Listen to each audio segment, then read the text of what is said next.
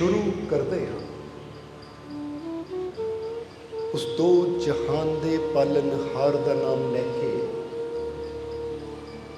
जो सब ते बहुत ही रहमतां और बख्शिशां करने वाला है। एक शब्द के अंदर आया है कि जैसा तेरा संग है वैसा जीवन जान। जैसा तेरा संग है वैसा जीवन जान, जो तू चाहे परम सुख सतसंगत पहचान।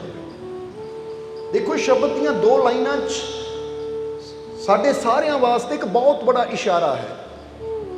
और इशारा की है कि अज साडा जीवन कैसा है, और जे असीं ये जीवन च खुशी चाहते हैं, परमानंद चाहते हैं, परम सुख चाहते हैं, तो फिर सानू करना की पेगा।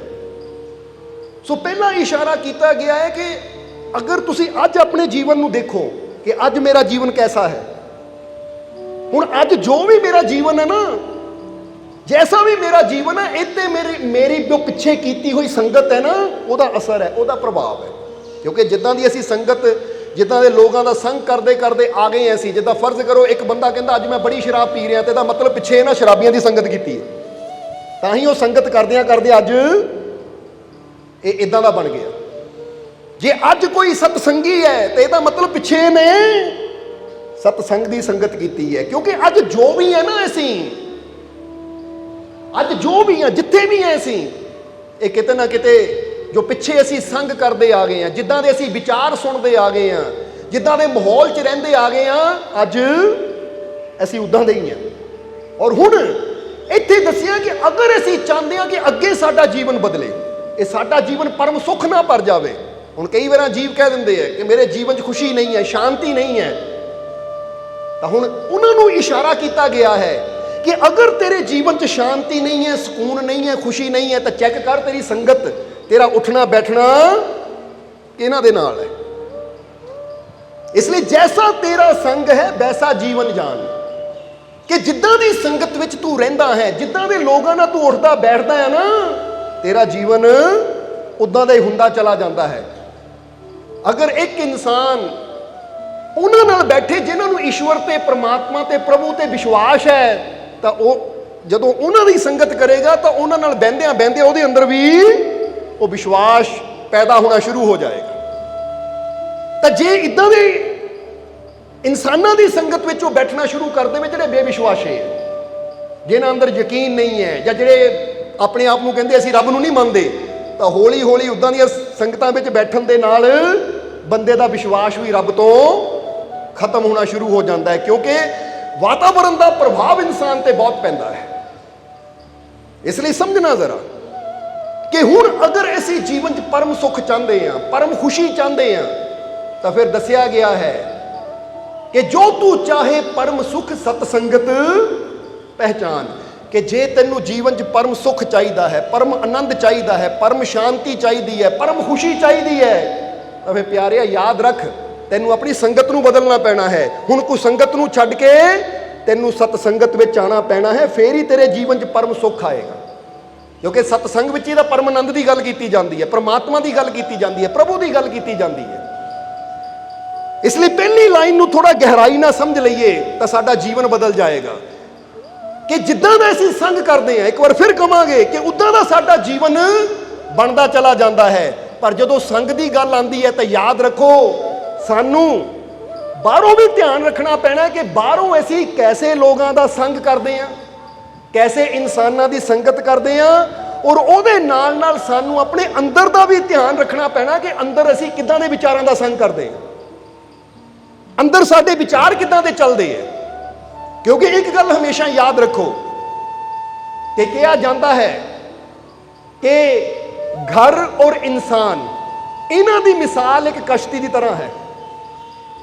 घर यानी साडा घर और इंसान, इन्हां दोनों की घर दी और इंसान की मिसाल एक कश्ती की तरह है। हुण क्यों कश्ती की तरह किया है, तो वह खोल के दसिया है कि घर और इंसान की मिसाल कश्ती की तरह है। कश्ती जद भी डुबदी है ਆਪਣੇ ਅੰਦਰਲੇ ਪਾਣੀ ਨਾਲ ਡੁੱਬਦੀ ਹੈ। ਬਾਹਰ ਚਾਹੇ ਜਿੰਨਾ ਮਰਜ਼ੀ ਪਾਣੀ ਹੋਵੇ, ਉਹ ਕਸ਼ਤੀ ਨੂੰ ਡੁਬੋ ਨਹੀਂ ਸਕਦਾ। ਜਦ ਵੀ ਕਸ਼ਤੀ ਡੁੱਬੇਗੀ, ਅੰਦਰਲੇ ਪਾਣੀ ਨਾਲ ਡੁੱਬੇਗੀ। ਹੁਣ ਸਮੁੰਦਰ 'ਚ ਹਜ਼ਾਰਾਂ ਲੀਟਰ ਪਾਣੀ ਹੈ, ਉਹਦੇ 'ਚ ਇੱਕ ਕਸ਼ਤੀ ਨੂੰ ਛੱਡ ਦਿਓ, ਜਦ ਤੱਕ ਉਹ ਕਸ਼ਤੀ ਪਾਣੀ ਦੇ ਉੱਪਰ ਹੈ ਨਾ, ਉਹ ਹਜ਼ਾਰਾਂ ਲੱਖਾਂ ਕਰੋੜਾਂ ਲੀਟਰ ਪਾਣੀ ਵੀ ਕਸ਼ਤੀ ਦਾ ਕੁਝ ਨਹੀਂ ਵਿਗਾੜ ਸਕਦਾ। ਪਰ ਅਗਰ ਚੰਦ ਲੀਟਰ ਪਾਣੀ ਹੀ ਯਾਨੀ ਕਸ਼ਤੀ ਦੇ ਅੰਦਰ ਆਣਾ ਸ਼ੁਰੂ ਹੋ ਜਾਵੇ ਤਾਂ ਕਸ਼ਤੀ ਜਲਦੀ ਹੀ ਡੁੱਬ ਜਾਏਗੀ। ਇਹਦਾ ਮਤਲਬ ਕੀ ਹੈ? ਕਸ਼ਤੀ ਦੇ ਡੁੱਬਣ ਦਾ ਕਾਰਨ ਕੀ ਹੈ? ਸਮੁੰਦਰ ਦਾ ਪਾਣੀ ਹੈ? ਜਰਾ ਜਵਾਬ ਦਿਓ ਸਾਨੂੰ। ਕਿਉਂਕਿ ਜੇ ਅਸੀਂ ਕਹੀਏ ਕਸ਼ਤੀ ਦੇ ਅੰਦਰਲਾ ਜਿਹੜਾ ਕਸ਼ਤੀ ਦੇ ਡੁੱਬਣ ਦਾ ਕਾਰਨ ਸਮੁੰਦਰ ਦੇ ਅੰਦਰਲਾ ਪਾਣੀ ਹੈ ਤਾਂ ਗਲਤ ਹੈ, ਕਿਉਂਕਿ ਕਸ਼ਤੀ ਬਣੀ ਸਮੁੰਦਰ ਵਾਸਤੇ ਹੈ। ਜੇ ਸਮੁੰਦਰ ਦਾ ਪਾਣੀ ਨਾ ਹੋਵੇ ਤਾਂ ਕਸ਼ਤੀ ਦਾ ਵੀ ਕੋਈ ਰੋਲ ਹੀ ਨਹੀਂ ਹੈ, ਫਿਰ ਕਸ਼ਤੀ ਦੀ ਵੀ ਕੋਈ ਜ਼ਰੂਰਤ ਹੀ ਨਹੀਂ ਹੈ। ਇਸ ਲਈ ਕਸ਼ਤੀ ਦੇ ਡੁੱਬਣ ਦਾ ਕਾਰਨ ਸਮੁੰਦਰ ਦਾ ਪਾਣੀ ਨਹੀਂ ਹੈ, ਕਸ਼ਤੀ ਦੇ ਡੁੱਬਣ ਦਾ ਕਾਰਨ ਉਹਦੇ ਅੰਦਰਲੇ ਛੇਦ ਹੈ। ਜਦੋਂ ਉਹਦੇ ਅੰਦਰ ਛੇਦ ਹੋਣੇ ਸ਼ੁਰੂ ਹੋ ਜਾਂਦੇ ਹੈ ਔਰ ਉਹ ਪਾਣੀ ਉਹਦੇ ਅੰਦਰ ਆਣਾ ਸ਼ੁਰੂ ਹੋ ਜਾਂਦਾ ਤਾਂ ਉਹ ਹੈ ਉਹਦੇ ਡੁੱਬਣ ਦਾ ਕਾਰਨ। ਫਿਰ ਪਾਣੀ 'ਚ ਕਸ਼ਤੀ ਡੁੱਬਦੀ ਹੈ। ਇਸੇ ਤਰ੍ਹਾਂ ਇੱਥੇ ਕਿਹਾ ਘਰ ਔਰ ਇਨਸਾਨ, ਇਹਨਾਂ ਦੀ ਮਿਸਾਲ ਵੀ ਕਸ਼ਤੀ ਦੀ ਤਰ੍ਹਾਂ ਹੈ। ਹੁਣ ਜਰਾ ਗੌਰ ਕਰਨਾ, ਘਰ ਦੇ ਬਾਹਰ ਜਿੰਨੇ ਮਰਜ਼ੀ ਝਗੜੇ ਹੁੰਦੇ ਰਹਿਣ, ਘਰ ਦੇ ਬਾਹਰ ਜਿੰਨੀਆਂ ਮਰਜ਼ੀ ਪਰੇਸ਼ਾਨੀਆਂ ਹੋਣ, ਹੁਣ ਉਹਦੇ ਨਾਲ ਬੰਦੇ ਦਾ ਘਰ ਨਹੀਂ ਟੁੱਟਦਾ। ਪਤੀ ਪਤਨੀ ਹੈ, ਮਾਤਾ ਪਿਤਾ ਹੈ, ਘਰ 'ਚ ਪਰਿਵਾਰ ਰਹਿੰਦਾ ਹੈ। ਬਾਹਰ ਬੰਦਾ ਲੜ ਕੇ ਆਇਆ, ਬਾਹਰ ਬੰਦਾ ਝਗੜਾ ਕਰਕੇ ਆਇਆ, ਬਾਹਰ ਬੰਦੇ ਦੀਆਂ ਰੋਜ਼ ਲੜਾਈਆਂ ਹੁੰਦੀਆਂ, ਉਹਦੇ ਨਾਲ ਘਰ ਦਾ ਰਿਸ਼ਤਾ ਘਰ ਨਹੀਂ ਟੁੱਟੇਗਾ। ਪਰ ਘਰ ਕਦੋਂ ਟੁੱਟਦਾ ਹੈ? ਜਦੋਂ ਬਾਹਰ ਦੀ ਲੜਾਈ ਘਰ ਦੇ ਅੰਦਰ ਆ ਜਾਵੇ। ਪਤੀ ਪਤਨੀ ਲੜ ਰਹੇ ਹੈ, ਮਾਤਾ ਪਿਤਾ ਲੜ ਰਹੇ ਹੈ, ਬਾਪ ਬੇਟਾ ਲੜ ਰਹੇ ਹੈ, ਮਾਂ ਧੀ ਲੜ ਰਹੇ ਹੈ, ਫਿਰ ਘਰ ਟੁੱਟਦਾ ਹੈ। ਬਾਹਰ ਜਿੰਨੀਆਂ ਮਰਜ਼ੀ ਲੜਾਈਆਂ ਹੋਣ, ਉਹਦੇ ਨਾਲ ਘਰ ਕਦੀ ਨਹੀਂ ਟੁੱਟਦਾ। ਇਸ ਲਈ ਕਹਿੰਦੇ ਅਗਰ ਘਰ ਨੂੰ ਬਚਾਉਣਾ ਹੈ ਤਾਂ ਘਰ ਦੇ ਬਾਹਰਲੀਆਂ ਪਰੇਸ਼ਾਨੀਆਂ ਘਰ ਦੇ ਬਾਹਰ ਹੀ ਰਹਿਣ ਦੇ, ਉਹਨੂੰ ਘਰ 'ਚ ਨਾ ਲੈ ਕੇ ਆਓ। ਇਹਦਾ ਕਾਰਨ ਕਿਉਂ ਕਹਿ ਰਹੇ ਹਾਂ ਅਸੀਂ? ਕਿਉਂਕਿ ਕਈ ਵਾਰ ਹੁੰਦਾ ਝਗੜਾ ਇਨਸਾਨ ਦਾ ਬਾਹਰ ਹੁੰਦਾ ਹੈ, ਪਰੇਸ਼ਾਨੀ ਕਿਤੇ ਬਾਹਰਲੀ ਹੁੰਦੀ ਹੈ, ਪਰ ਇਨਸਾਨ ਘਰ ਆ ਕੇ ਗੁੱਸਾ, ਉਹ ਝਗੜੇ ਦਾ ਗੁੱਸਾ, ਉਹ ਪਰੇਸ਼ਾਨੀਆਂ ਦਾ ਗੁੱਸਾ ਕੱਢਦਾ ਕਿੱਥੇ ਹੈ? ਬੰਦਾ ਘਰ। ਸਮਝਦੇ ਹੋ ਕਿ ਨਹੀਂ? ਹੁਣ ਇੱਕ ਪਤਨੀ ਦਾ ਝਗੜਾ ਆਪਣੇ ਕਿਸੇ ਭੈਣ ਨਾਲ ਹੋ ਗਿਆ, ਭਰਾ ਨਾਲ ਹੋ ਗਿਆ, ਮਿਲਣ ਗਈ ਸੀ, ਵਾਪਸ ਆ ਕੇ ਗੁੱਸੇ 'ਚ ਉਹ ਗੁੱਸਾ ਪਤੀ ਤੇ ਲਾਵੇ, ਬੱਚਿਆਂ ਤੇ ਲਾਵੇ, ਤਾਂ ਇਹ ਜਾਇਜ਼ ਹੈ? ਜਵਾਬ ਦਿਓ ਸਾਨੂੰ, ਜਾਇਜ਼ ਹੈ ਇਹ? ਨਹੀਂ। ਉਹਨੂੰ ਸੋਚਣਾ ਚਾਹੀਦਾ ਹੈ ਪਤਨੀ ਨੂੰ ਕਿ ਠੀਕ ਹੈ, ਮੇਰਾ ਮਾਂ ਨਾਲ ਜਾਂ ਮੇਰੇ ਪਿੱਛੇ ਫੈਮਿਲੀ ਨਾਲ ਜਾਂ ਕਿਸੇ ਬਾਹਰ ਸਹੇਲੀ ਨਾਲ ਝਗੜਾ ਸੀ, ਉਹ ਝਗੜਾ ਮੈਂ ਉੱਥੇ ਖਤਮ ਕਰਾਂ। ਹੁਣ ਮੈਂ ਆਪਣੇ ਪਰਿਵਾਰ 'ਚ ਹਾਂ, ਇੱਥੇ ਮੈਂ ਪਿਆਰ ਰੱਖਾਂ ਤਾਂ ਕਿ ਬਾਹਰਲਾ ਝਗੜਾ ਮੇਰੇ ਘਰ 'ਚ ਨਾ ਆਵੇ। ਔਰ ਇਹੀ ਫਰਜ਼ ਬਣਦਾ ਹੈ ਪਤੀ ਦਾ ਕਿ ਮੈਂ ਦੁਕਾਨ ਤੇ ਆ, ਮੈਂ ਆਫਿਸ ਵਿੱਚ ਆ, ਜਾਂ ਮੈਂ ਕਿਤੇ ਬਾਹਰ ਗਿਆ, ਉੱਥੇ ਮੇਰੀ ਕੋਈ ਕਹੀ ਸੁਣੀ ਹੋ ਗਈ ਯਾਰਾਂ ਦੋਸਤਾਂ ਨਾਲ, ਜਾਂ ਕੋਈ ਕੰਮ ਦੇ ਵਿੱਚ ਪ੍ਰੋਬਲਮ ਆ ਗਈ। ਹੁਣ ਉਹ ਪ੍ਰੋਬਲਮ ਬਾਹਰਲੀ ਹੈ, ਪਰ ਜਦੋਂ ਉਹ ਪ੍ਰੋਬਲਮ ਲੈ ਕੇ ਮੈਂ ਘਰ 'ਚ ਆ ਕੇ ਬੱਚਿਆਂ ਤੇ ਗੁੱਸਾ ਕੱਢਦਾ ਹਾਂ, ਪਤਨੀ ਤੇ ਗੁੱਸਾ ਕੱਢਦਾ ਹਾਂ, ਮਾਤਾ ਪਿਤਾ ਨਾਲ ਝਗੜਾ ਕਰਦਾ ਹਾਂ, ਤਾਂ ਫਿਰ ਘਰ ਟੁੱਟਦਾ ਹੈ। ਇਸ ਲਈ ਪਹਿਲਾਂ ਸਾਨੂੰ ਇਹ ਸਮਝਣਾ ਪਏਗਾ ਕਿ ਜਿੱਥੇ ਵੀ ਪ੍ਰੋਬਲਮ ਹੈ ਨਾ, ਉਹਨੂੰ ਉੱਥੇ ਰੱਖੋ ਕਿ ਠੀਕ ਹੈ ਝਗੜਾ ਮੇਰਾ ਬਾਹਰ ਹੈ, ਪਰ ਬੱਚਿਆਂ ਨਾਲ ਤਾਂ ਮੈਂ ਪਿਆਰ ਨਾਲ ਬੋਲਾਂ, ਕਿਉਂਕਿ ਬੱਚਿਆਂ ਦੇ 'ਚ ਕੀ ਕਸੂਰ ਹੈ? ਪਤਨੀ ਦਾ ਕੀ ਕਸੂਰ ਹੈ? ਮਾਤਾ ਪਿਤਾ ਦਾ ਕੀ ਕਸੂਰ ਹੈ? ਇਹ ਤਾਂ ਵਿਚਾਰੇ ਘਰ ਬੈਠੇ ਹੈ। ਠੀਕ ਹੈ, ਮੇਰਾ ਮਨ ਪਰੇਸ਼ਾਨ ਹੈ, ਪਰ ਇਹਨਾਂ ਨਾਲ ਝਗੜਾ ਕਰਕੇ ਮੇਰੀ ਪਰੇਸ਼ਾਨੀ ਘਟਣੀ ਨਹੀਂ ਹੈ, ਹੋਰ ਜ਼ਿਆਦਾ ਵੱਧ ਜਾਣੀ ਹੈ। ਕਿਉਂਕਿ ਪਹਿਲਾਂ ਬਾਹਰ ਝਗੜਾ ਸੀ, ਹੁਣ ਘਰ 'ਚ ਵੀ ਪਾ ਲਿਆ, ਫਿਰ ਤਾਂ ਉਹੀ ਗੱਲ ਹੋ ਗਈ, ਬਾਹਰ ਵੀ ਹੋ ਗਿਆ, ਅੰਦਰ ਵੀ ਹੋ ਗਿਆ, ਪਰੇਸ਼ਾਨੀ ਦੁੱਗਣੀ ਹੋ ਗਈ। ਜੇ ਝਗੜਾ ਮੇਰਾ ਬਾਹਰ ਹੈ ਤਾਂ ਕਮ ਸੇ ਕਮ ਘਰ ਤਾਂ ਸ਼ਾਂਤੀ ਰੱਖਾਂ, ਤਾਂ ਕਿ ਇੰਨਾ ਕੁ ਤਾਂ ਰਵੇ ਕਿ ਇੱਕੋ ਪਾਸੇ ਪਰੇਸ਼ਾਨੀ ਹੈ, ਦੂਜੇ ਪਾਸੇ ਤਾਂ ਮੈਨੂੰ ਸ਼ਾਂਤੀ ਹੈ, ਸਕੂਨ ਹੈ। ਕਿਉਂਕਿ ਇੱਕ ਪਾਸੇ ਸ਼ਾਂਤੀ ਹੋਏਗੀ, ਸਕੂਨ ਹੋਏਗਾ, ਖੁਸ਼ੀ ਹੋਏਗੀ, ਤਾਂ ਯਾਦ ਰੱਖੋ ਤੁਸੀਂ ਬਾਹਰ ਹਰ ਝਗੜੇ ਨਾਲ, ਹਰ ਮੁਸੀਬਤ ਨਾਲ ਲੜਨ ਵਾਸਤੇ ਤਿਆਰ ਹੋ ਜਾਓਗੇ ਜਦੋਂ ਘਰ 'ਚ ਆਪਸ ਵਿੱਚ ਪਿਆਰ ਹੋਏਗਾ, ਸ਼ਾਂਤੀ ਹੋਏਗੀ। ਕਿਉਂਕਿ ਸ਼ਾਂਤੀ ਦਾ ਵੀ, ਪਿਆਰ ਦਾ ਵੀ ਬੰਦੇ ਨੂੰ ਇੱਕ ਬਲ ਮਿਲਦਾ ਹੈ, ਤਾਕਤ ਮਿਲਦੀ ਹੈ। ਪਰ ਜਦੋਂ ਦੋਨੋਂ ਪਾਸੇ ਝਗੜਾ ਹੋਵੇ, ਬਾਹਰ ਤਾਂ ਕਰਦੀ ਆ, ਘਰ ਆ ਕੇ ਇਹ ਵੀ ਪਾ ਲਿਆ ਝਗੜਾ, ਤਾਂ ਫਿਰ ਹੁਣ ਦੋਨੋਂ ਪਾਸੇ ਹੀ ਜਿੱਦਾਂ ਕਹਿੰਦੇ ਨਾ ਤੀਲੀ ਹੁੰਦੀ ਹੈ, ਤੀਲੀ ਦਾ ਸਿਰ ਤਾਂ ਜ਼ਰੂਰ ਹੁੰਦਾ ਹੈ ਪਰ ਉਹ 'ਚ ਅਕਲ ਨਹੀਂ ਹੁੰਦੀ, ਇਸ ਲਈ ਉਹ ਜਲ ਜਾਂਦੀ ਹੈ ਜਲਦੀ। ਤੀਲੀ ਦੇਖੀ ਨਾ, ਮਾਚਿਸ ਦੀ ਤੀਲੀ, ਉਹਦਾ ਸਿਰ ਹੁੰਦਾ ਹੈ ਪਰ ਉਹਦੇ ਵਿੱਚ ਅਕਲ ਨਹੀਂ ਹੁੰਦੀ, ਇਸ ਲਈ ਮਾੜੀ ਐਵੇਂ ਕਰੋ ਤਾਂ ਅੱਗ ਬਲ ਜਾਂਦੀ ਹੈ। ਹੁਣ ਜੇ ਰੱਬ ਨੇ ਤੁਹਾਨੂੰ ਸਿਰ ਦਿੱਤਾ ਨਾ, ਅਕਲ ਵੀ ਰੱਖਣੀ ਹੈ। ਇਹ ਨਹੀਂ ਕਿ ਤੀਲੀ ਬਣ ਜਾਈਏ ਕਿ ਮਾੜੀ ਜਿਹਾ ਕੋਈ ਘਸਾਵੇ, ਮਾੜੀ ਜਿਹੀ ਕੋਈ ਗੱਲ ਕਰ ਦੇਵੇ, ਜਾਂ ਮਾੜੀ ਜਿਹਾ ਕੋਈ ਬੋਲ ਬੋਲ ਦੇ ਫਟਾਫਟ ਭੜਕ ਉੱਠੀਏ ਕਿ ਆਪ ਤਾਂ ਸੜੀਏ ਤਾਂ ਦੂਜੇ ਨੂੰ ਵੀ। ਕਿਉਂਕਿ ਤੀਲੀ ਜਦੋਂ ਸੁਲਗਦੀ ਹੈ, ਆਪ ਤਾਂ ਉਹਦਾ ਕੱਖ ਨਹੀਂ ਰਹਿੰਦਾ, ਆਪ ਤਾਂ ਸੜਦੀ ਹੈ, ਦੂਜੇ ਨੂੰ ਵੀ ਕੀ ਕਰਦੀ ਹੈ? ਸਾੜ ਦਿੰਦੀ ਹੈ। ਸੋ ਤੀਲੀ ਵਾਲਾ ਜੀਵਨ ਨਹੀਂ ਜੀਣਾ, ਅਸੀਂ ਤੀਲੀ ਨਹੀਂ ਬਣਨਾ। ਕਿਉਂਕਿ ਸਾਨੂੰ ਸਾਡੇ ਮਾਲਿਕ ਨੇ ਸਮਝ ਦਿੱਤੀ ਹੈ। ਸਾਨੂੰ ਇਹ ਦੇਖਣਾ ਚਾਹੀਦਾ ਹੈ ਕਿ ਇਹਦੀ ਜਿੱਥੇ ਜ਼ਰੂਰਤ ਹੈ ਨਾ ਉੱਥੇ ਹੀ ਇਹਦਾ ਇਸਤੇਮਾਲ ਕਰੀਏ, ਐਵੇਂ ਨਾ ਫੈਲਾਉਂਦੇ ਫਿਰੀਏ ਇਹਨੂੰ ਕਿ ਘਰ 'ਚ ਵੀ ਲੜੀਏ, ਪਰਿਵਾਰ ਨਾਲ ਲੜੀਏ, ਭੈਣਾਂ ਭਰਾਵਾਂ ਨਾਲ ਲੜੀਏ।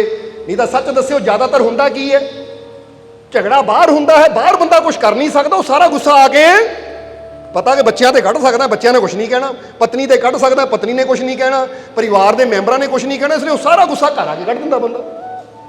ਤਾਂ ਹੁਣ ਸੱਚ ਦੱਸਿਓ, ਉਹਦੇ ਨਾਲ ਮਾਹੌਲ ਸਹੀ ਹੁੰਦਾ ਜਾਂ ਜ਼ਿਆਦਾ ਵਿਗੜਦਾ ਹੈ?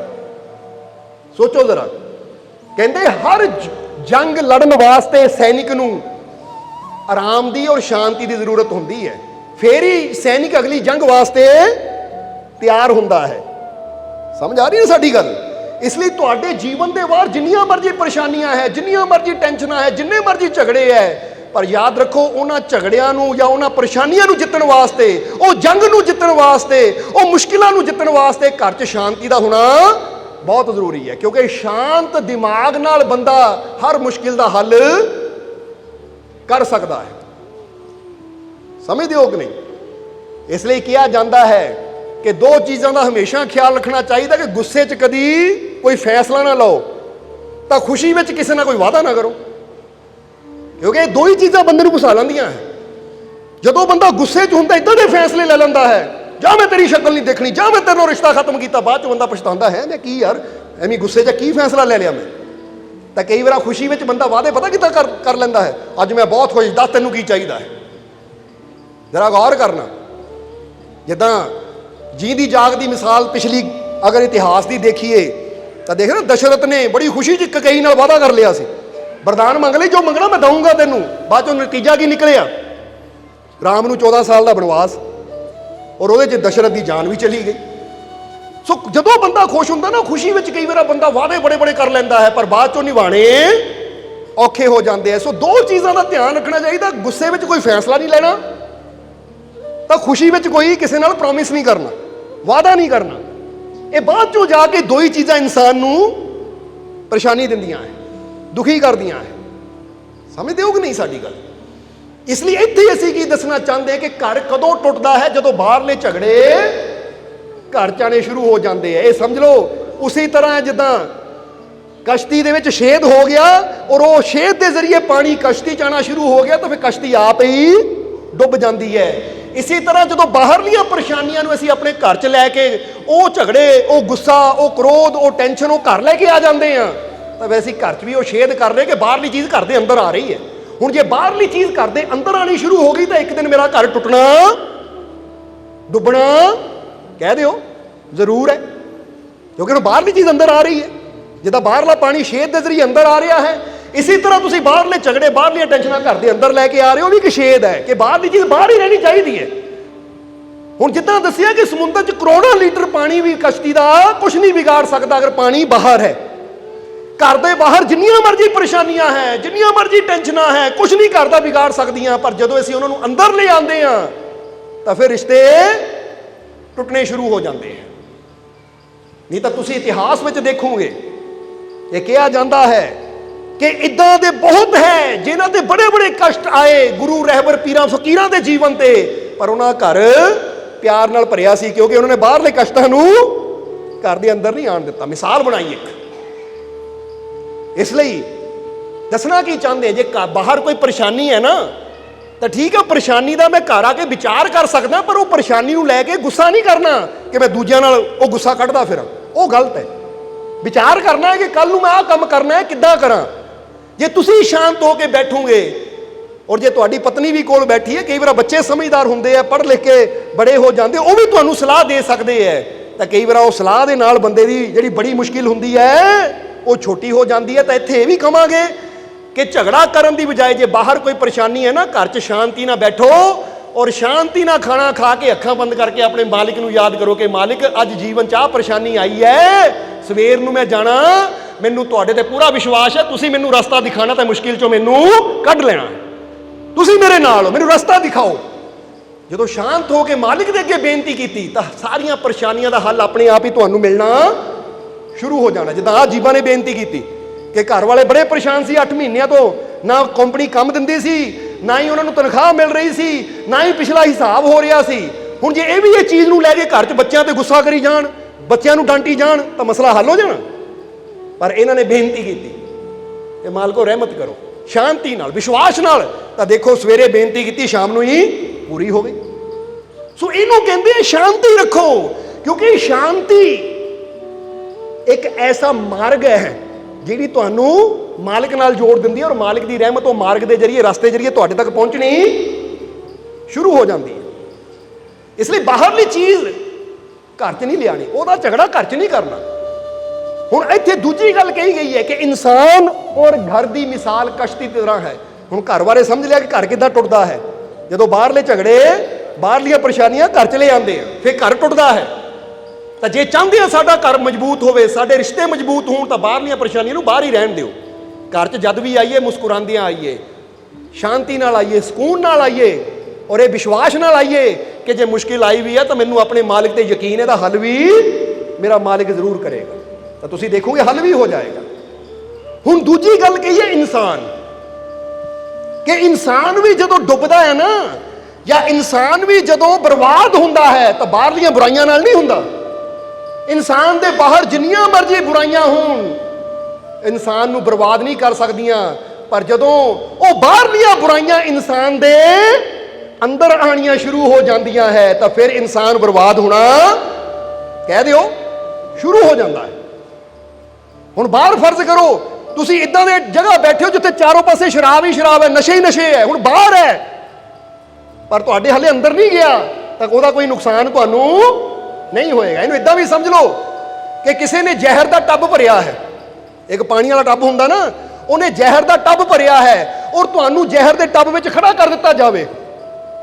ਹੁਣ ਉਹ ਜ਼ਹਿਰ ਦੇ ਪਾਣੀ ਵਿੱਚ ਤੁਸੀਂ ਖੜੇ ਹੋ, ਤੁਹਾਡਾ ਕੁਝ ਨਹੀਂ ਵਿਗਾੜੇਗਾ ਪਾਣੀ, ਬੇਸ਼ੱਕ ਤੁਹਾਡੇ ਕਮਰ ਤੱਕ ਹੋਵੇ, ਬੇਸ਼ੱਕ ਤੁਹਾਡੇ ਕੰਧਿਆਂ ਤੱਕ ਹੋਵੇ ਜ਼ਹਿਰ ਦਾ ਟੱਬ, ਤੁਹਾਡਾ ਕੁਝ ਨਹੀਂ ਵਿਗੜੇਗਾ। ਪਰ ਅਗਰ ਉਹ ਜ਼ਹਿਰ ਦੀ ਇੱਕ ਬੂੰਦ ਵੀ ਤੁਹਾਡੀ ਜ਼ੁਬਾਨ ਦੇ ਜ਼ਰੀਏ ਅੰਦਰ ਚਲੀ ਗਈ, ਤਾਂ ਇੱਕ ਬੂੰਦ ਹੀ ਤੁਹਾਨੂੰ ਬਰਬਾਦ ਕਰ ਦੇਗੀ, ਤੁਹਾਨੂੰ ਖਤਮ ਕਰ ਦੇਗੀ। ਹੁਣ ਕਈ ਵਾਰ ਇਨਸਾਨ ਕਹਿੰਦਾ ਜੀ ਬਾਹਰ ਬੁਰਾਈਆਂ ਬਹੁਤ ਹੈ, ਮੈਂ ਕਿੱਦਾਂ ਸਹੀ ਬਣਾ। ਉਹ ਭਾਈ ਬਾਹਰ ਹੈ ਨਾ, ਤੇ ਇਸੇ ਤਰ੍ਹਾਂ ਜਿੱਦਾਂ ਕਸ਼ਤੀ ਦੇ ਪਾਣੀ ਬਾਹਰ ਬਹੁਤ ਹੈ, ਰਵੇ ਹਜ਼ਾਰਾਂ ਲੀਟਰ ਪਾਣੀ, ਕੋਈ ਫਰਕ ਨਹੀਂ ਪੈਂਦਾ, ਪਰ ਇਦਾਂ ਦਾ ਛੇਦ ਨਾ ਹੋਵੇ ਕਿ ਪਾਣੀ ਕਸ਼ਤੀ ਦੇ ਕਹਿ ਦਿਓ ਅੰਦਰ ਆਵੇ, ਕਿਉਂਕਿ ਡੁੱਬਣੀ ਉਦੋਂ ਜਦੋਂ ਅੰਦਰ ਆਏਗਾ। ਹੁਣ ਬੰਦਾ ਕਹੇ ਬਾਹਰ ਬਹੁਤ ਝੂਠ ਹੈ, ਬਾਤ ਬਹੁਤ ਹੇਰਾ ਫੇਰੀਆਂ ਹੈ, ਬਾਹਰ ਬਹੁਤ ਬੁਰਾਈ ਹੈ, ਰਹਿਣ ਦੇ ਬਾਹਰ। ਤੂੰ ਆਪਣੇ ਆਪ ਨੂੰ ਇਦਾਂ ਦਾ ਬਣਾ ਕਿ ਬਾਹਰਲੀ ਬੁਰਾਈ ਮੇਰੇ ਅੰਦਰ ਨਾ ਜਾਵੇ, ਬਾਹਰਲੀ ਨੈਗੇਟਿਵਿਟੀ ਇਹ ਮੇਰੇ ਅੰਦਰ ਨਾ ਜਾਵੇ। ਸਮਝਦੇ ਹੋ ਕਿ ਨਹੀਂ? ਜਿੱਦਾਂ ਕਿਹਾ ਜਾਂਦਾ ਨਾ ਕਿ ਇੱਕ ਵਾਰ ਇੱਕ ਆਦਮੀ ਇੱਕ ਡਾਕਟਰ ਦੇ ਕੋਲ ਗਿਆ ਕਿ ਡਾਕਟਰ ਸਾਹਿਬ ਬੜੀ ਕਮਜ਼ੋਰੀ ਫੀਲ ਹੁੰਦੀ ਹੈ, ਮਹਿਸੂਸ ਹੁੰਦੀ ਹੈ, ਚੱਕਰ ਵੀ ਆਉਂਦੇ ਆ, ਇਦਾਂ ਲੱਗਦਾ ਸਰੀਰ ਮਿੱਟੀ ਜਿਹਾ ਹੈ। ਡਾਕਟਰ ਨੇ ਉਹਦਾ ਬਲੱਡ ਟੈਸਟ ਕੀਤਾ, ਬਲੱਡ ਟੈਸਟ ਕਰਕੇ ਡਾਕਟਰ ਨੇ ਉਹਨੂੰ ਦੇਖਿਆ ਕਿ ਇਹਦੇ ਅੰਦਰ ਵਿਟਾਮਿਨ ਸੀ ਦੀ ਕਮੀ ਹੈ। ਉਦਾਹਰਨ ਦੇ ਰਹੇ, ਕਹਾਣੀ ਸਾਨੂੰ ਗਿਆਨ ਦੇਣ ਵਾਸਤੇ ਬਣਾਈ ਗਈ ਹੈ ਕਿ ਇਹਦੇ ਅੰਦਰ ਵਿਟਾਮਿਨ ਸੀ ਦੀ ਕਮੀ ਹੈ। ਤਾਂ ਡਾਕਟਰ ਨੇ ਪੁੱਛਿਆ ਕਿ ਤੁਸੀਂ ਕੰਮ ਕੀ ਕਰਦੇ ਹੋ? ਕਹਿੰਦਾ ਜੀ ਮੇਰਾ ਨਿੰਬੂਆਂ ਦਾ ਬਾਗ ਹੈ। ਮੇਰਾ ਕਾਹਦਾ ਬਾਗ ਹੈ? ਨਿੰਬੂਆਂ ਦਾ ਬਾਗ ਹੈ, ਨਿੰਬੂ, ਲੈਮਨ, ਨਿੰਬੂਆਂ ਦਾ ਬਾਗ ਹੈ ਮੇਰਾ, ਕਿ ਮੈਂ ਉਹਦੇ 'ਚ ਕੰਮ ਕਰਦਾ ਕਿ ਨਿੰਬੂ ਤੋੜ ਕੇ ਵੇਚਦਾ ਹਾਂ, ਮੇਰਾ ਆਪਣਾ ਬਾਗ ਹੈ। ਉਹ ਡਾਕਟਰ ਕਹਿੰਦਾ ਕਮਾਲ ਦੀ ਗੱਲ ਹੈ, ਸਭ ਤੋਂ ਜ਼ਿਆਦਾ ਵਿਟਾਮਿਨ ਸੀ ਨਿੰਬੂ ਅੰਦਰ ਹੀ ਹੁੰਦਾ ਹੈ, ਔਰ ਤੁਸੀਂ ਨਿੰਬੂਆਂ ਦੇ ਬਾਗ 'ਚ ਰਹਿੰਦੇ ਹੋ। ਤਾਂ ਨਿੰਬੂਆਂ ਦੇ ਬਾਗ 'ਚ ਰਹਿਣ ਦੇ ਬਾਵਜੂਦ ਵੀ ਤੁਹਾਡੇ ਅੰਦਰ ਵਿਟਾਮਿਨ ਦੀ ਸੀ ਦੀ ਕਮੀ ਹੈ। ਤਾਂ ਉਸ ਵੇਲੇ ਕਾਰਨ ਕੀ ਇਹਦਾ? ਜੇ ਨਿੰਬੂਆਂ ਦੇ ਬਾਗ 'ਚ ਰਹਿੰਦੇ ਹੋ, ਤਾਂ ਉਹਨਾਂ ਕਿਹਾ ਮਹਾਰਾਜ ਜੇ ਵਿਟਾਮਿਨ ਸੀ ਸਭ ਤੋਂ ਜ਼ਿਆਦਾ ਨਿੰਬੂ 'ਚ ਹੁੰਦੇ ਆ, ਤਾਂ ਮੈਂ ਤਾਂ ਨਿੰਬੂਆਂ ਦੇ ਬਾਗ 'ਚ ਰਹਿੰਦਾ, ਫਿਰ ਮੇਰੇ ਅੰਦਰ ਕਮੀ ਕਿੱਦਾਂ ਆ ਸਕਦੀ ਹੈ? ਡਾਕਟਰ ਕਹਿੰਦਾ ਆ ਸਕਦੀ ਹੈ। ਉਹ ਕਹਿੰਦੇ ਉਹ ਕਿੱਦਾਂ? ਕਹਿੰਦਾ ਤੂੰ ਨਿੰਬੂਆਂ ਦੇ ਬਾਗ 'ਚ ਰਹਿੰਦਾ ਜ਼ਰੂਰ ਹੈ, ਪਰ ਕਦੀ ਨਿੰਬੂ ਨੂੰ ਖਾਂਦਾ ਨਹੀਂ ਹੈ, ਉਹਨੂੰ ਪਾਣੀ 'ਚ ਘੋਲ ਕੇ ਕਦੀ ਪੀਂਦਾ ਨਹੀਂ ਹੈ। ਜਿੱਦਾਂ ਬੰਦਾ ਕਹੇ ਨਾ ਮੈਂ ਰਸੋਈਆਂ ਆ, ਰੋਜ਼ ਸਬਜ਼ੀ ਬਣਾਉਂਦਾ ਆ, ਰੋਜ਼ ਰੋਟੀ ਬਣਾਉਂਦਾ ਆ, ਪਰ ਜੇ ਬੰਦਾ ਖਾਵੇ ਹੀ ਨਾ ਤਾਂ ਕਹਿੰਦਾ ਡਾਕਟਰ ਸਾਹਿਬ ਆ ਪੇਟ ਨੂੰ ਬੜੀ ਭੁੱਖ ਲੱਗੀ ਰਹਿੰਦੀ ਹੈ, ਕੰਮ ਕੀ ਕਰਦਾ? ਮੈਂ ਰਸੋਈਏ ਦਾ ਕੰਮ ਕਰਦਾ ਆ, ਪਰ ਫਿਰ ਵੀ ਇਹ ਭੁੱਖਾ ਰਹਿੰਦਾ। ਕਾਰਨ ਕੀ ਹੈ? ਉਹ ਭਾਈ ਹੱਥਾਂ ਨਾਲ ਰੋਟੀ ਬਣਾਉਂਦਾ ਜ਼ਰੂਰ ਹੈ, ਪਰ ਭੁੱਖ ਬਣਾਉਣ ਨਾਲ ਨਹੀਂ ਮਿਟਣੀ। ਭੁੱਖ ਕਦੋਂ ਮਿਟਣੀ ਹੈ? ਜਦੋਂ ਭੋਜਨ ਅੰਦਰ ਜਾਏਗਾ। ਇਸੇ ਤਰ੍ਹਾਂ ਯਾਦ ਰੱਖੋ, ਬਾਹਰ ਜਿੰਨੀ ਮਰਜ਼ੀ ਅੱਛਾਈ ਹੋਵੇ, ਹੁਣ ਤੁਸੀਂ ਸਤਸੰਗ 'ਚ ਬੈਠੇ ਹੋ, ਤੁਸੀਂ ਕਹੋ ਜੀ ਮੈਂ ਬੜਾ ਅੱਛਾ ਲੱਗਾ ਮੈਨੂੰ ਦਰਬਾਰ ਤੇ ਆ ਕੇ, ਬੜਾ ਅੱਛਾ ਲੱਗਾ ਸਤਸੰਗ ਸੁਣ ਕੇ, ਇਹ ਅੱਛਾਈ ਬਾਹਰ ਹੈ, ਜਿੱਦਾਂ ਨਿੰਬੂ ਵਿਟਾਮਿਨ ਸੀ ਬਾਹਰ ਹੈ, ਬਾਗ 'ਚ ਹੈ। ਹੁਣ ਮੈਂ ਉੱਥੇ ਤੱਕ ਪਹੁੰਚਦਾ ਗਿਆ ਆ, ਹੁਣ ਮੈਂ ਕੀ ਕਰਨਾ ਨਾ, ਸ਼ਬਦਾਂ ਨੂੰ ਆਪਣੇ ਅੰਦਰ ਵੀ ਲੈ ਕੇ ਜਾਣਾ ਹੈ, ਇਹਨਾਂ ਤੇ ਅਮਲ ਵੀ ਕਰਨਾ, ਤਾਂ ਕਿ ਉਹ ਰਹਿਮਤ ਦਾ ਅਸਰ ਮੇਰੇ ਜੀਵਨ ਤੇ ਹੋਵੇ। ਕਿਉਂਕਿ ਜੇ ਬੁਰਾਈ ਬਾਹਰ ਹੈ, ਅੰਦਰ ਨਹੀਂ ਜਾਂਦੀ, ਤਾਂ ਬੁਰਾਈ ਦਾ ਕੋਈ ਅਸਰ ਨਹੀਂ, ਤਾਂ ਜੇ ਅੱਛਾਈ ਬਾਹਰ ਹੈ ਉਹ ਵੀ ਅੰਦਰ ਨਹੀਂ ਜਾਂਦੀ ਤਾਂ ਉਹਦਾ ਵੀ ਕੋਈ ਸਾਡੇ ਜੀਵਨ ਤੇ ਅਸਰ ਨਹੀਂ ਹੋਏਗਾ। ਬੁਰਾਈ ਉਦੋਂ ਸਾਨੂੰ ਬਰਬਾਦ ਕਰਦੀ ਹੈ ਜਦੋਂ ਬਾਹਰ ਦੀ ਬਜਾਏ ਸਾਡੇ, ਕਹਿ ਦਿਓ ਆਪੇ, ਅੰਦਰ ਆਣੀ ਸ਼ੁਰੂ ਹੋ ਜਾਂਦੀ ਹੈ। ਔਰ ਯਾਦ ਰੱਖੋ, ਬਾਹਰਲਾ ਤੁਸੀਂ ਕੰਟਰੋਲ ਨਹੀਂ ਕਰ ਸਕਦੇ ਕਿ ਬੁਰਾਈ ਬਾਹਰ ਨਾ ਹੋਵੇ। ਸਮਝਦੇ ਹੋ ਕਿ ਨਹੀਂ? ਹੁਣ ਜਰਾ ਇੰਨੀ ਗੱਲ ਦਾ ਜਵਾਬ ਦੇਣਾ, ਤੁਸੀਂ ਰੋਕ ਸਕਦੇ ਹੋ ਕਿ ਸਾਰੇ ਦੁਨੀਆ ਦੇ ਠੇਕੇ ਬੰਦ ਹੋ ਜਾਣ, ਸ਼ਰਾਬ ਨਾ ਵਿਕੇ? ਰੋਕ ਸਕਦੇ ਹੋ ਤੁਸੀਂ? ਨਹੀਂ ਰੋਕ ਸਕਦੇ। ਹੁਣ ਤੁਸੀਂ ਬਾਹਰੋਂ ਸ਼ਰਾਬ ਵਿਕਣੀ, ਨਸ਼ੇ ਵਿਕਣੇ ਨਹੀਂ ਰੋਕ ਸਕਦੇ, ਪਰ ਤੁਸੀਂ ਆਪਣੇ ਆਪ ਨੂੰ ਰੋਕ ਸਕਦੇ ਹੋ ਕਿ ਸ਼ਰਾਬ ਮੇਰੇ ਅੰਦਰ ਨਾ ਜਾਵੇ, ਇਹ ਨਸ਼ਾ ਮੇਰੇ, ਕਿਉਂਕਿ ਆਪਣੇ ਆਪ ਤੇ ਮੈਂ ਕੰਟਰੋਲ ਕਰ ਸਕਦਾ ਹਾਂ। ਮੈਂ ਪੂਰੀ ਦੁਨੀਆ ਨੂੰ, ਹਾਲਾਤਾਂ ਨੂੰ ਬਦਲ ਨਹੀਂ ਸਕਦਾ, ਪਰ ਮੈਂ ਆਪਣੇ ਜੀਵਨ ਦੀ ਕਸ਼ਤੀ ਨੂੰ ਜ਼ਰੂਰ ਕੰਟਰੋਲ ਕਰ ਸਕਦਾ ਕਿ ਬਾਹਰਲਾ ਪਾਣੀ, ਬਾਹਰਲੀ ਬੁਰਾਈ ਬਾਹਰ ਹੀ ਰਵੇ, ਇਹ ਮੇਰੇ ਅੰਦਰ ਨਾ ਜਾਵੇ। ਕਿਉਂਕਿ ਬਾਹਰ ਹੈ ਤਾਂ ਮੈਨੂੰ ਕੋਈ ਪ੍ਰੋਬਲਮ ਨਹੀਂ ਹੈ, ਮੈਨੂੰ ਪ੍ਰੋਬਲਮ, ਪਰੇਸ਼ਾਨੀ ਉਦੋਂ ਹੋਣੀ ਜਦੋਂ ਮੇਰੇ ਅੰਦਰ ਜਾਏਗਾ। ਸਮਝ ਆ ਰਹੀ ਕਿ ਨਹੀਂ? ਇਸ ਲਈ ਅਸੀਂ ਤੁਹਾਨੂੰ ਇੱਕ ਗੱਲ ਕਵਾਂਗੇ ਕਿ ਇਨਸਾਨ ਦੀ ਜ਼ਿੰਦਗੀ ਉਦੋਂ ਬਰਬਾਦ ਹੁੰਦੀ ਹੈ ਜਦੋਂ ਇਨਸਾਨ ਦੇ ਅੰਦਰ ਬੁਰਾਈ ਜਾਣੀ ਸ਼ੁਰੂ ਹੋ ਜਾਂਦੀ ਹੈ, ਬੁਰੀਆਂ ਗੱਲਾਂ ਜਾਣੀਆਂ ਸ਼ੁਰੂ ਹੋ ਜਾਂਦੀਆਂ, ਬੁਰੇ ਵਿਚਾਰ ਜਾਣੇ ਸ਼ੁਰੂ ਹੋ ਜਾਂਦੇ ਹੈ। ਬੁਰੇ ਲੋਕਾਂ ਕੋਲ ਬਹਿ ਕੇ ਜਦੋਂ ਬੰਦਾ ਉਹਨਾਂ ਦੀਆਂ ਗੱਲਾਂ ਸੁਣਦਾ ਨਾ, ਉਹ ਚੀਜ਼ਾਂ ਅੰਦਰ ਜਾਂਦੀਆਂ ਹੈ। ਜਾਂ ਬੁਰੇ ਸੀਨ ਬੰਦਾ ਦੇਖਦਾ ਅੱਖਾਂ ਦੇ ਨਾਲ, ਤਾਂ ਉਹ ਜੋ ਬੁਰਾਈ ਸਾਡੇ ਅੰਦਰ ਜਾਂਦੀ ਹੈ, ਜਿੱਦਾਂ ਜਿੱਦਾਂ ਉਹ ਬੁਰਾ ਸਾਡੇ ਅੰਦਰ ਇਕੱਠਾ ਹੁੰਦਾ ਚਲਾ ਜਾਂਦਾ ਹੈ, ਸਾਡਾ ਜੀਵਨ ਬਰਬਾਦ ਹੁੰਦਾ ਚਲਾ ਜਾਂਦਾ ਹੈ। ਔਰ ਜਿੱਦਾਂ ਜਿੱਦਾਂ ਅਸੀਂ ਅੱਛਾ ਸੁਣਦੇ ਹਾਂ, ਅਸੀਂ ਅੱਛਾ ਸੁਣਦੇ ਹਾਂ, ਆਪਣੇ ਰੱਬ ਦਾ ਨਾਮ ਸੁਣਦੇ ਹਾਂ, ਸੰਤਾਂ ਫਕੀਰਾਂ ਦੇ ਵਚਨ ਸੁਣਦੇ ਹਾਂ, ਸਤਸੰਗ ਸੁਣਦੇ ਹਾਂ, ਸਾਡੀ ਅੰਦਰ ਅੱਛਾਈ ਜਾਂਦੀ ਹੈ।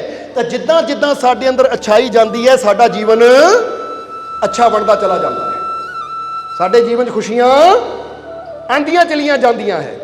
ਇਸ ਲਈ ਸਭ ਤੋਂ ਪਹਿਲਾਂ ਇਹ ਵਿਚਾਰ ਕਰਨਾ ਕਿ ਬੁਰਾਈ ਮੇਰੇ ਅੰਦਰ ਨਾ ਜਾਵੇ, ਬਾਹਰਲਾ ਝਗੜਾ ਮੇਰੇ ਘਰ 'ਚ ਨਾ ਆਵੇ। ਔਰ ਬਾਹਰਲਾ ਕਸ਼ਤੀ ਦਾ ਪਾਣੀ ਅੰਦਰ ਗਿਆ, ਉਹ ਗਈ, ਬਾਹਰਲੇ ਪਰੇਸ਼ਾਨੀਆਂ, ਝਗੜੇ ਘਰ 'ਚ ਆਏ, ਘਰ ਗਿਆ, ਤਾਂ ਬਾਹਰਲੀਆਂ ਬੁਰਾਈਆਂ ਮੇਰੇ ਅੰਦਰ ਗਈਆਂ ਤਾਂ ਮੈਂ ਵੀ ਗਿਆ, ਫਿਰ ਮੇਰਾ ਜੀਵਨ ਗਿਆ। ਇਹਨੂੰ ਕਹਿੰਦੇ ਬੁਰੀ ਸੰਗਤ ਤੋਂ ਬਚਣਾ। ਕਿਉਂਕਿ ਬੁਰੀ ਸੰਗਤ ਸਿਰਫ ਇਹੀ ਨਹੀਂ ਕਿ ਬੁਰੇ ਲੋਕ, ਜੇ ਤੁਹਾਡੇ ਅੰਦਰ ਹਰ ਵੇਲੇ ਬੁਰੇ ਵਿਚਾਰ ਚੱਲਦੇ ਤਾਂ ਵੀ ਤੁਸੀਂ ਹਰ ਵੇਲੇ ਬੁਰੇ ਵਿਚਾਰਾਂ ਦਾ ਸੰਗ ਕਰ ਰਹੇ ਹੋ। ਕਿਉਂਕਿ ਯਾਦ ਰੱਖਣਾ, ਇੱਕ ਬੰਦੇ ਕੋਲ ਤਾਂ ਤੁਸੀਂ ਘੰਟਾ 2 ਘੰਟੇ ਬਹਿ ਜਾਓਗੇ। ਹੁਣ ਤੁਸੀਂ ਕਹੋ ਜੀ ਮੈਂ ਸਤਸੰਗ 'ਚ ਆਇਆ ਹਾਂ, ਤਾਂ ਸਤਸੰਗ 'ਚ ਕਿੰਨੀ ਦੇਰ ਬੈਠੋਗੇ ਤੁਸੀਂ? 2 ਘੰਟੇ, 4 ਘੰਟੇ। ਪਰ ਉਸ ਤੋਂ ਬਾਅਦ ਤੁਸੀਂ ਪੂਰਾ ਹਫਤਾ ਜਾਂ 24 ਘੰਟੇ ਆਪਣੇ ਵਿਚਾਰਾਂ ਨਾਲ ਰਹਿਣਾ ਹੈ ਤੁਸੀਂ। ਹੁਣ ਉੱਥੇ ਚਾਹੀਦਾ ਹੈ ਕਿ ਬਾਹਰੋਂ ਵੀ ਮੈਂ ਸਤਸੰਗ ਕਰਾਂ, ਅੱਛੀ ਸੰਗਤ ਕਰਾਂ, ਤਾਂ ਅੰਦਰੋਂ ਵੀ ਅੱਛੀ ਸੰਗਤ ਕਰਾਂ ਆਪਣੇ ਵਿਚਾਰਾਂ ਦੀ, ਯਾਨੀ ਅੱਛਾ ਸੋਚਾਂ, ਪੋਜ਼ਿਟਿਵ ਸੋਚਾਂ, ਚੰਗਾ ਸੋਚਾਂ। ਹੁਣ ਕਈ ਵਾਰ ਅਸੀਂ ਜੀਵਾਂ ਨੂੰ ਕਹੀਦਾ ਹੈ, ਤੁਸੀਂ ਮਹਿਸੂਸ ਕਰੋ ਬੈਠ ਕੇ ਕਿ ਮਾਲਕ ਦੀ ਰਹਿਮਤ ਮੇਰੇ ਤੇ ਹੋ ਰਹੀ ਹੈ, ਮੇਰੇ ਸਾਰੇ ਦੁੱਖ ਦੂਰ ਹੋ ਗਏ, ਮੇਰੀਆਂ ਝੋਲੀਆਂ ਰਹਿਮਤਾਂ ਨਾਲ ਭਰ ਗਈਆਂ। ਅਸੀਂ ਕਈ ਵਾਰ ਕਹੀਦਾ ਘਰ ਬਹਿ ਕੇ ਵੀ 10 ਮਿੰਟ 15 ਮਿੰਟ ਇਹ ਵਿਚਾਰ ਕਰਿਆ ਕਰੋ ਕਿ ਮੇਰੇ ਤੇ ਮਾਲਕ ਦੀ ਰਹਿਮਤ ਹੋ ਰਹੀ ਹੈ, ਮੇਰੇ ਘਰ 'ਚ ਖੁਸ਼ੀਆਂ ਆ ਰਹੀਆਂ ਹੈ। ਪਰ ਹੋ ਸਕਦਾ ਕਈ ਵਾਰ ਕੋਈ ਜੀਵ ਕਹਿੰਦਾ ਹੋਵੇ ਕਿ ਮਾਲਕੋ ਮੈਂ 10 ਮਿੰਟ ਇਹ ਰੋਜ਼ ਕਹਿੰਦਾ ਹਾਂ ਕਿ ਮੇਰੇ ਘਰ 'ਚ ਖੁਸ਼ੀਆਂ ਆ ਰਹੀਆਂ ਹੈ ਜਾਂ ਮੇਰੇ ਸਾਰੇ ਦੁੱਖ ਦੂਰ ਹੋ ਗਏ, ਪਰ ਦੁੱਖ ਦੂਰ ਹੁੰਦੇ ਨਹੀਂ ਹੈ। ਤਾਂ ਅਸੀਂ ਉਹਦਾ भी राज दसांगे। सब्सक्राइब कीजिए सर्व संध्या दरबार कांटिया शरीफ चैनल को और बेल आइकन दबाइए मालिक जी के लेटेस्ट सत्संग की वीडियो को सबसे पहले देखने के लिए।